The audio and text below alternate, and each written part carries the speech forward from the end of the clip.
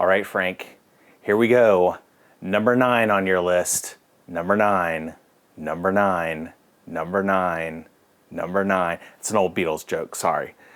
But number 9 on your list is the 1956 movie Moby Dick, directed by the great John Huston, starring Gregory Peck, Richard Basehart, Leo Genn, Harry Andrews, Friedrich von Liedebuhr. I'm totally mispronouncing that name, I'm sorry. And in a surprise to me appearance, Orson Welles as Father Mapple. Okay, your review of this was, I grew up with this. I refuse to watch any other Moby Dick movie. Not that there's a lot of other Moby Dick movies out there, but I applaud you for your courage and your resolve. So this Moby Dick film is basically a adaptation of the book Moby Dick. It's about a Captain Ahab who goes out on the sea searching for the white whale, Moby Dick. It's a whole tale of revenge. The whale took Captain Ahab's leg. He wants revenge on it for his leg and for all the other sailors that Moby Dick has either killed or maimed or whatever. What a dope. What a maroon. So the whole story is told through a young man named Ishmael. Call me Ishmael. Who finds a job on Captain Ahab's ship. They go out to sea. They're doing whaling. They're just cleaning up. I mean, they're getting a lot of whales. But then all of a sudden, Ahab decides like he's going for it. He's heard where the white whale is, or he knows where it is. So they set in a course and they go to this place that's basically kind of like a doldrums area where it's like nothing happens, and like it's a sailing ship, so they need wind, and there's like no wind there, so they're afraid that they're gonna get stuck. But eventually they have to face Moby Dick. So that's pretty much it. If you know the book, then you know the story of this movie. So my thoughts on Moby Dick. I actually surprisingly like this movie. I was not expecting to like it. I was kind of expecting for it to be a little bit boring.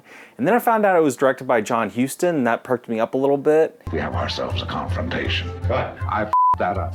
And watching it, I was really pleasantly surprised. I really liked the cinematography in it. I liked the practical effects. Whoever built the model for Moby Dick and whoever photographed the model of Moby Dick, I thought those people did a fantastic job, especially for the 1950s. I mean, this movie was surprisingly good for basically an effects movie, and a practical effects movie at that. This isn't that Ron Howard movie with the CGI white whale. This is the real thing. So they actually had to create a whale and, go in a tank, and they had to build the little ship and, film the little ship, and it was actually really cool to see it on screen. You just don't see that stuff anymore because they don't really have to do it with CGI, so they just don't. But it is always cool to see practical effects. I miss practical effects, like love the effects in Blade Runner and movies like that where it's like they build entire cities out of models. It's amazing and beautiful, and I really dig it. So would I recommend this film? Absolutely. That with the little caveat that I think like if you're interested in Moby Dick, or you're interested in John Huston films, or you're interested in sea-oriented things, which oddly enough, got a couple of them coming up with Orca, Tentacles, and even a little What About Bob. So we've got a little sea quadrilogy in a way going on here. But overall, yes, I would recommend it. I think Moby Dick it's a really good interpretation of that story, and especially visually, it's just really well done. It's kind of an achievement, even by today's standards, in my opinion. John Huston was great directing it. I mean, he's always great. I love the fact that Orson Welles shows up. I love seeing Orson Welles on screen as an actor pretty much any time. Like, he's one of those people who, it can be a horrible movie, but if he's acting in it, then you know that, like, at least you're gonna get you're gonna get the joy of seeing Orson Welles doing some acting. So Gregory Peck is a little weird in this. Captain Ahab, was it not Moby Dick took off thy leg?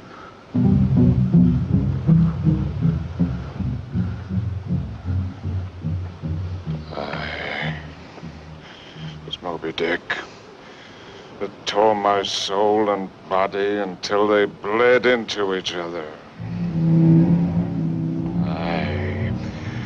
It's kind of hard to describe, but his performance is, it's almost like he's overacting, but at the same time, it's like, I think that he's staying pretty true to like the words in the book, and maybe it's just the fact that he's basically reciting the words in the book.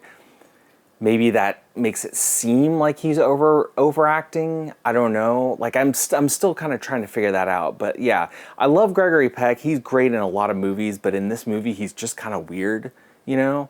And maybe that's like the Captain Ahab thing, you know, is like he's a weirdo. I don't know.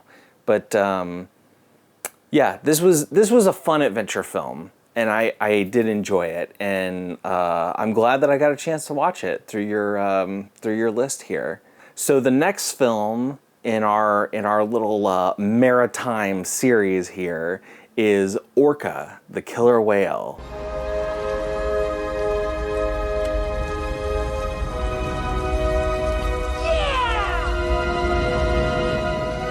It's a little bit of a Jaws ripoff, as you might be able to tell. And but I'm looking forward to it. We'll see how it goes.